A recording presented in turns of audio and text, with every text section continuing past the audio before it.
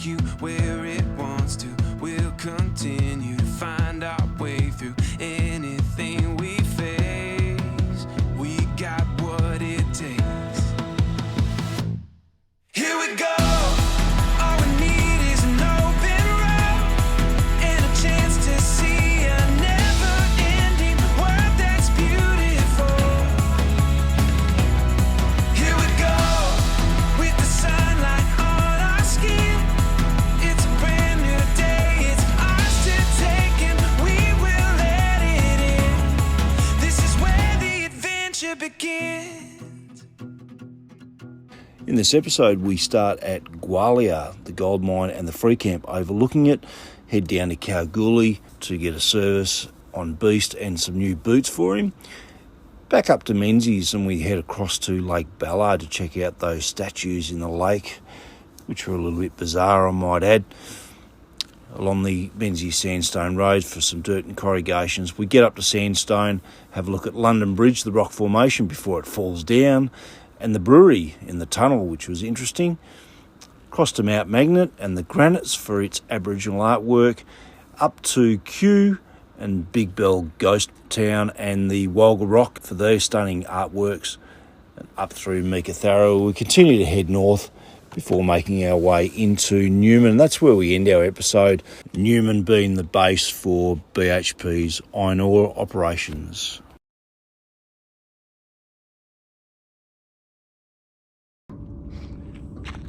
Hey guys, okay, so that's day 3 of the Great Central Road done and completed. We're at the end of it. Tick that one off the bucket list. I'm now covered in red dust. We are actually at Gwalia, just outside Leonora. So technically the end of the beginning, depending on which way you're going from, of the Great Central Road is Laverton, and then Leonora, Gwalia is about another 110 k's or so from there. So that's where we are at the moment, at a free camp. And look at this, the free camp overlooks an open pit gold mine. That's pretty cool. So I'm going to get the drone up later, hopefully get a good look at it.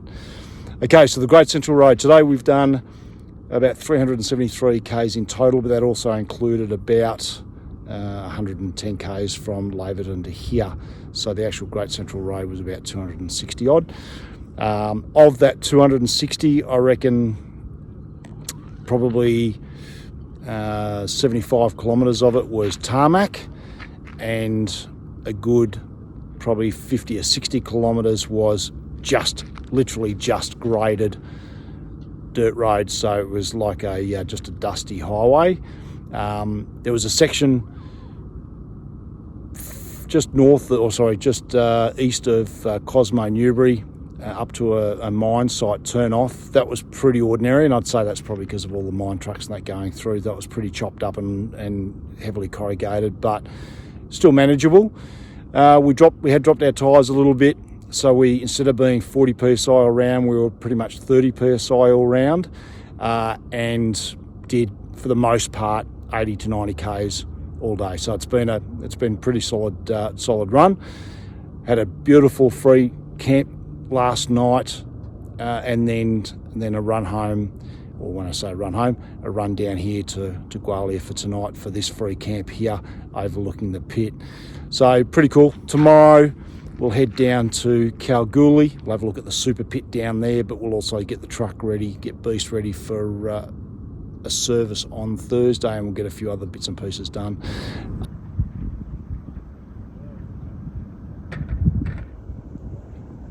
That's the Gwalia mine free camp. Swing around.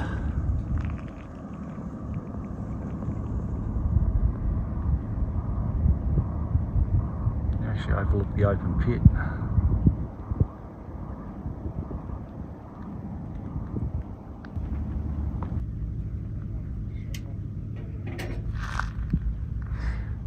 The other thing that's cool about this free camp, the Gwalia site, is that there is actually a museum up the back, and the house up there where J. Edgar Hoover stayed, I think it was back in the 60s or thereabouts. We'll go and check that out tomorrow anyway. But also, we'll go for a wander over to the camp here. I'll show you what else you actually look at over at the back.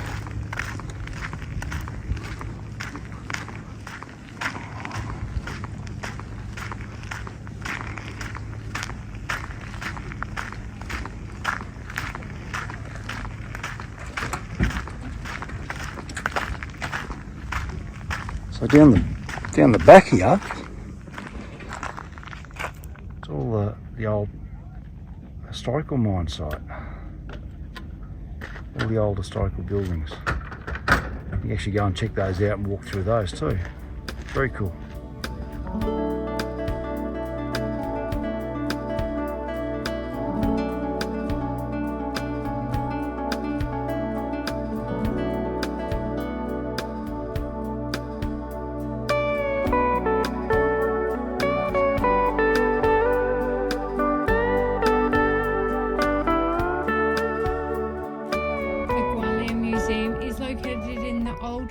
Office of the original Sons of Gwalia gold mine. It is well worth a visit before wandering through the deserted homes in the ghost town of Gwalia, which has been well preserved and offers an eerie insight into the lives of the former mining community's residents.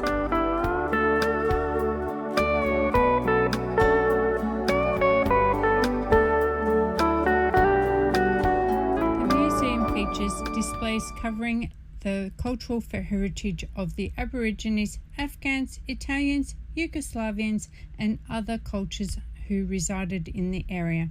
You can see one of the original electric trams which operated between the towns of Leonora and Gwalia up to 1908, a fully restored 1935 mail truck, and many other carts and transportation items on display.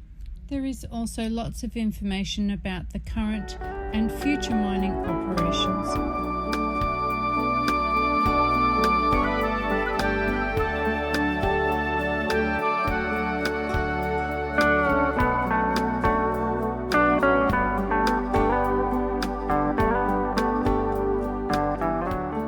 The site also includes the restored Hoover House bed and breakfast.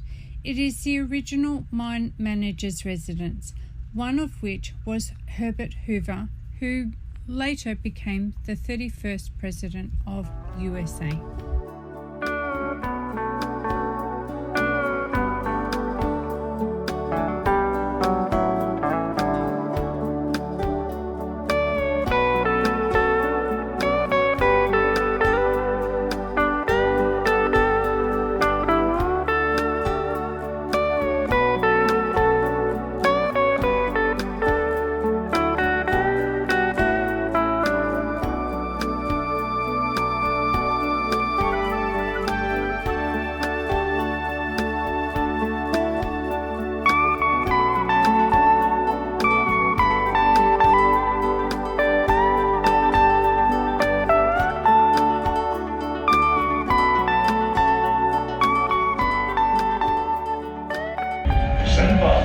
Australian-based gold producer and explorer whose primary asset is the impressive Gwalia gold mine in the northern goldfields of Western Australia.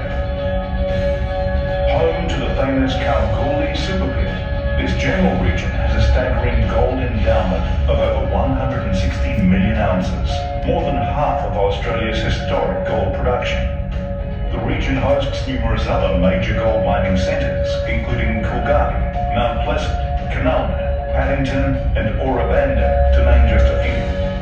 St Barbara's main operations are located 200 kilometres due north of Kalgoorlie, near the town of Leonora, and comprise the historic Gwalia underground gold mine and associated 1.4 million tonnes per annum processing plant. Other surface infrastructure includes a gas-fired power station, a paste fill plant, and a refrigeration plant to cool the underground environment. Mineralization is hosted within an east-dipping series of basalts and dolerites. Multiple strongly mineralized on-echelon lodes are present, which trend north-northeast over a strike length of 500 meters and maintain strong down-plunge continuity. Gwalia mine is St Barbara's cornerstone asset, and at June 30th, 2018, had ore reserves of over 1.9 million ounces of contained gold at 7.5 grams per tonne. Mining at Gwalia has a long history, dating back to 1896, and has produced in excess of 6.1 million ounces of gold with a value of over 11 billion Australian dollars at today's gold price. From the initial surface outcrop to the current workings is approximately 3.5 kilometres in a straight line along a shear. The historical workings at Gwalia reached a depth of approximately 1 kilometre below the surface, following the high-grade mineralised system.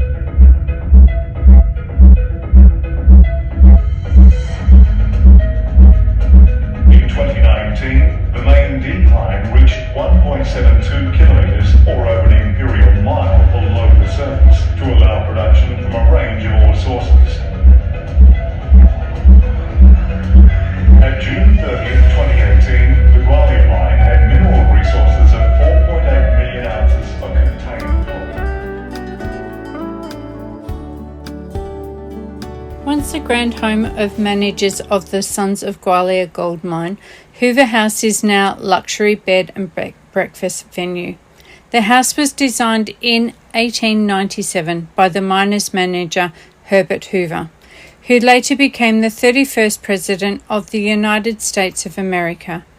The building has been completely renovated, and today's guests can enjoy the 3 magnificent bedrooms decorated in period style, the grand dining room where mining deals were once negotiated, and the tranquil views over the spectacular goldfields landscape from the wide verandas.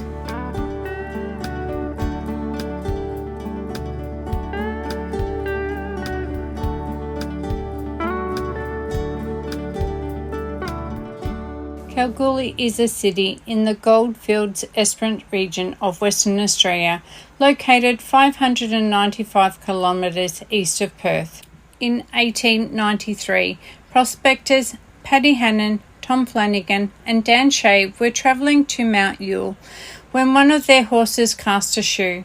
During the stop in their journey, the men noticed signs of gold in the area around the foot of what is now the Mount Charlotte gold mine, located on a small hill north of the current city, and decided to stay and investigate. On the 17th of June 1893, Hannon filed a reward claim, leading to hundreds of men swarming to the area in search of gold, and Kalgoorlie, originally called Hannon's Find, was born.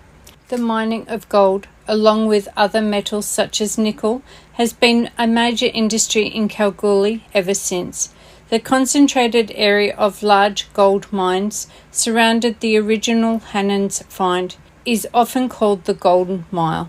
A visit to the Museum of the Goldfields in Kalgoorlie provides an insight into the discovery of gold in this area and development of the town.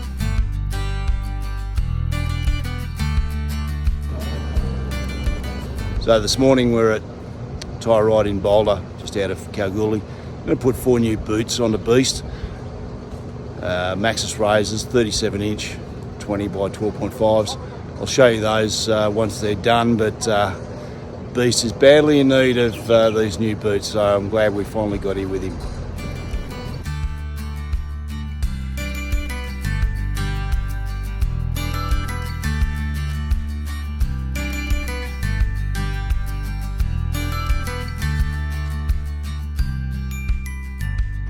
Alright, so Beastie's got his new boots on. Thanks to the guys at Tyrite in Boulder, and we'll actually put all the details and that down. These guys are sensational. Come in, have a chat to them. They'll give you some choices and options on tyres and rims. But let's have a quick look at the new boots that he's got on him. So have a look at those, eh? Let's have a look over here. So the guys have put four new boots on him. Full wheel alignment. The Fimiston Super Pit has had a few owners since Alan Bond attempted to consolidate a number of underground mines into an open pit during the 1980s. It is currently owned by Northern Star Resources and produces approximately 500,000 ounces of gold each year, having already produced about 60 million ounces in its lifetime. It is 4 kilometres long, 2 kilometres wide and 1 kilometre deep. The Golden Mile is one of the richest gold deposits in the world and is part of the Norseman-Wiluna Belt, a greenstone belt consisting of volcanic rock surrounded by extensive granite. These rocks forming the goldfield is between 2.6 and 2.9 billion years old.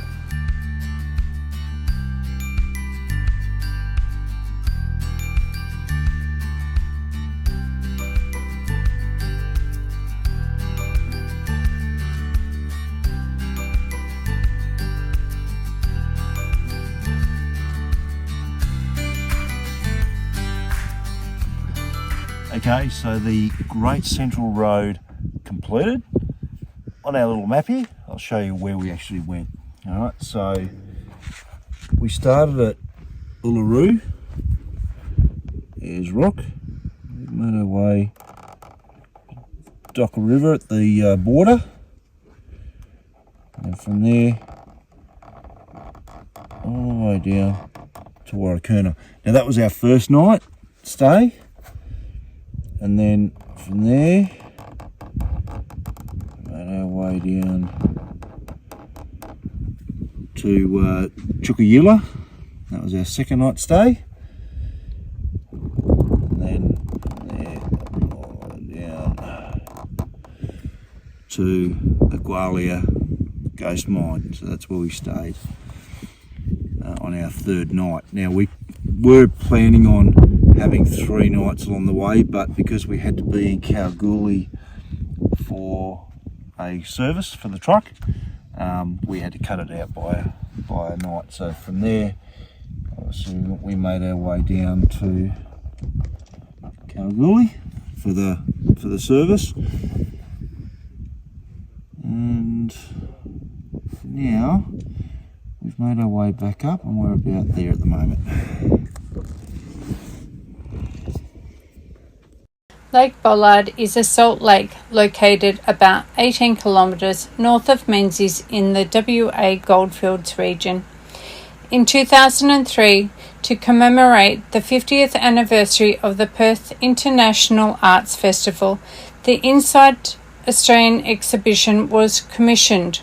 The artist and Turner Prize winner Anthony Gormley installed 51 metal sculptures over an area of 10 square kilometres in the bed of the lake. Each sculpture represented a local resident of Menzies, derived from laser scans of the town's residents' naked bodies. The statues were to be removed at the conclusion of the festival, but remained as a tourist exhibition, against the wishes of the town residents. It is currently the largest outdoor art gallery in the world.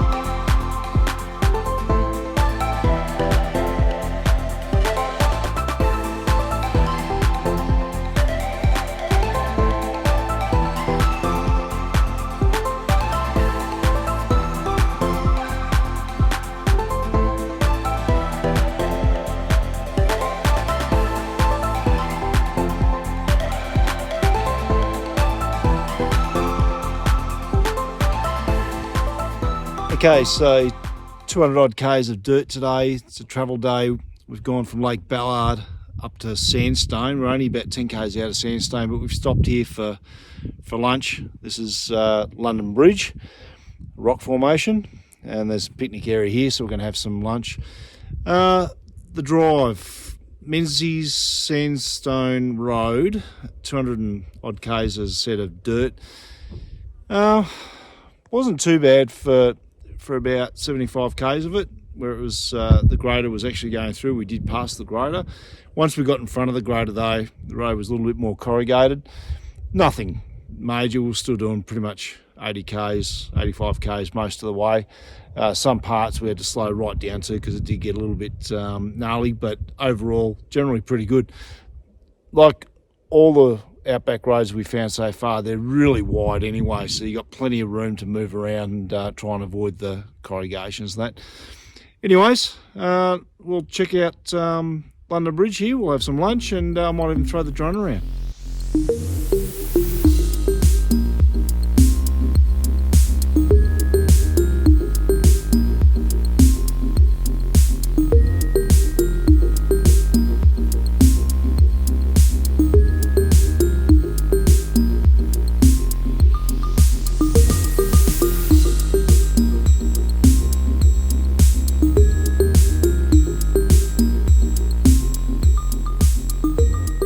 For over 100 years, London Bridge has been quite a popular lookout spot in Sandstone. In the 1900s, it was frequented as a spectacular town picnic site and still is today. It is estimated the rocks of Sandstone Belt are close to 2 billion years old. Unfortunately, ongoing erosion will eventually see London Bridge fall.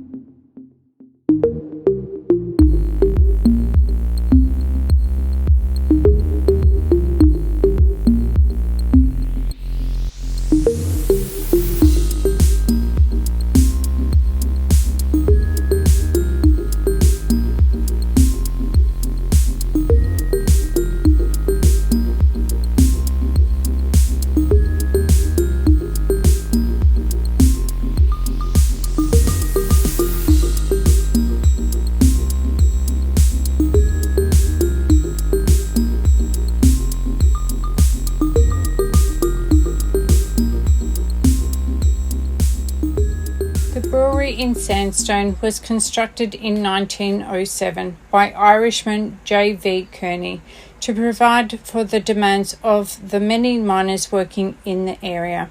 It was built on top of a breakaway, close to where the cliff drops 10 metres from the top story, where water was pumped from a well and the final product found its way to the coolers on the main floor. From there it went to the cellar, which was an immense tunnel driven into the face of the breakaway, and pipes conveyed the beer to the vats provided. The cellar was originally cut out with dynamite, and the material out of it was made into a loading ramp so that the wagons could drive up to the door to load the beer. However, with the opening of the railway line, regular supplies of the beer from the breweries elsewhere became available, and the Sandstone Brewery closed for business.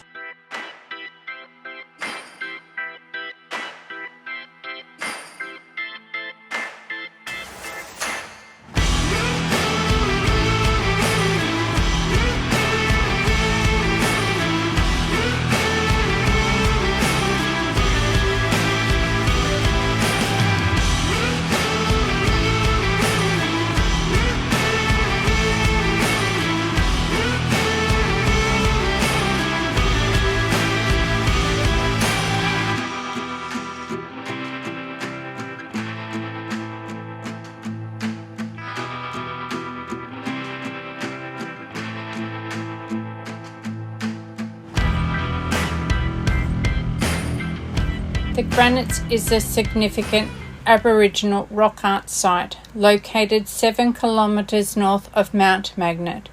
At the Granites, you will find Aboriginal rock art dating back over 9,000 years.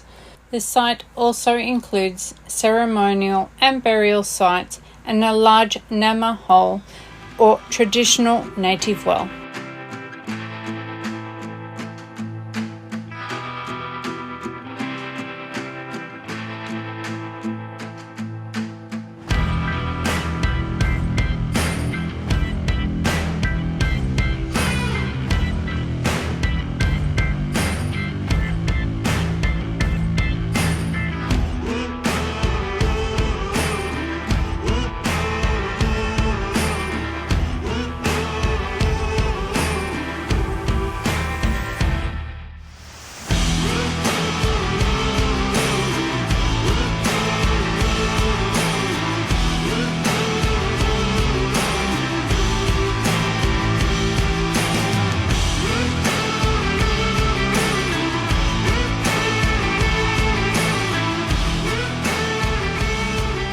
Kew is a small town in the mid-west region of Western Australia, located 620 kilometres northeast of Perth.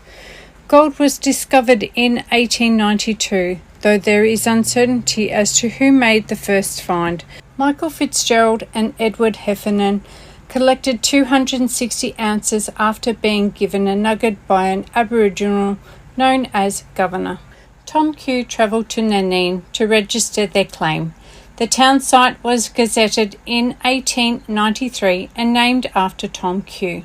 Known as Queen of the Murchison, Kew was once the centre of the Murchison goldfields with a population of more than 10,000. Today, Kew is almost a ghost town. It has a small population and many of the impressive buildings constructed during the gold rush period are now empty or in ruins.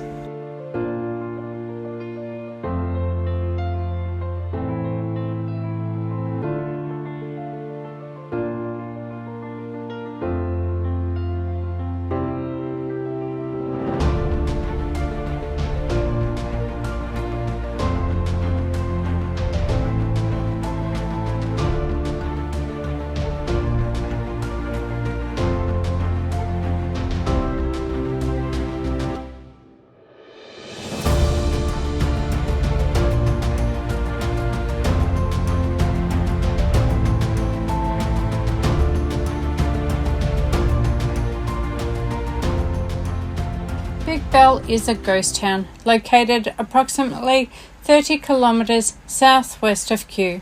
The town was established in 1936 and was home to the Big Bell gold mine.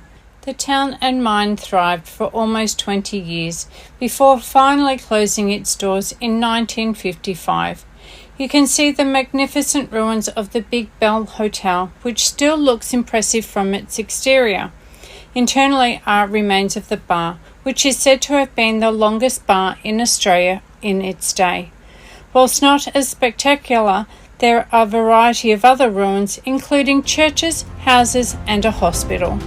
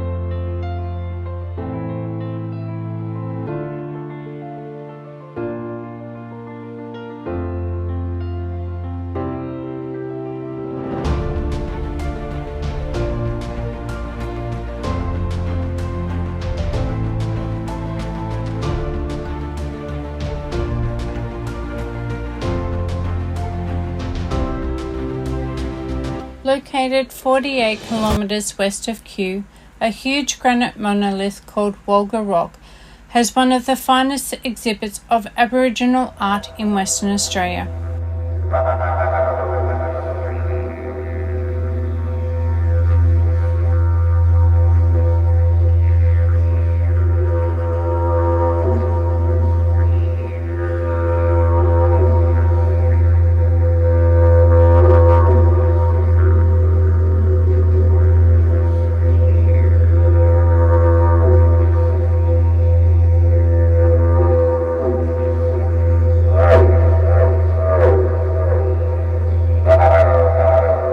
Of particular interest is the white, square-rigged sailing ship with two masts and square portholes. This strange picture of a ship painted in white ochre is over 300 kilometres from the sea. No accurate date can be placed on the painting, although it was almost certainly done before 1900.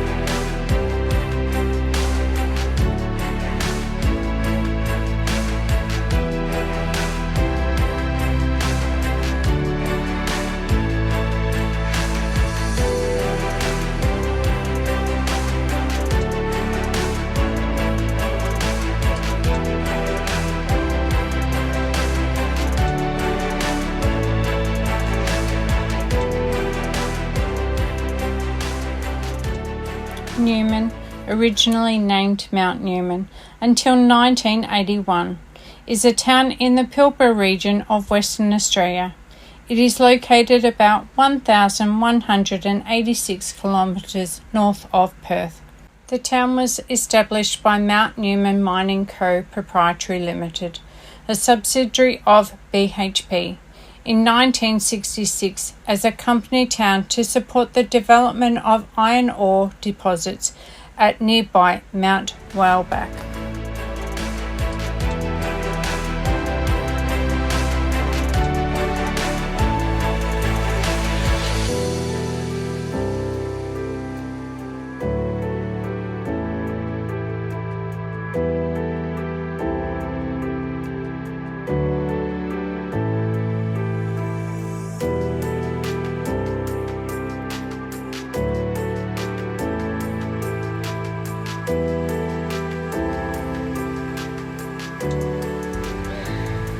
Guys, I hope you enjoyed that episode.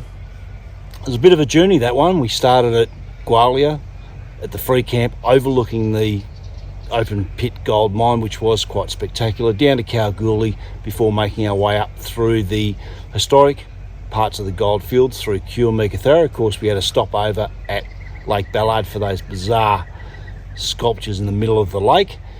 Got into Newman, which is home of BHP's iron ore operations, and of course that is the gateway to Karajini National Park, which is everybody's bucket list when they're travelling around Australia.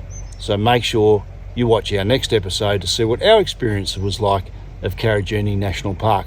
But in the meantime, guys, if you like what we're doing, don't forget to like, subscribe, and push that funny little bell thing. I think they call it the notification bell. And as Sam says, stay curious, stay adventurous, and keep on exploring. Until next episode, guys. Cheers. Feel it coming now. Here we go.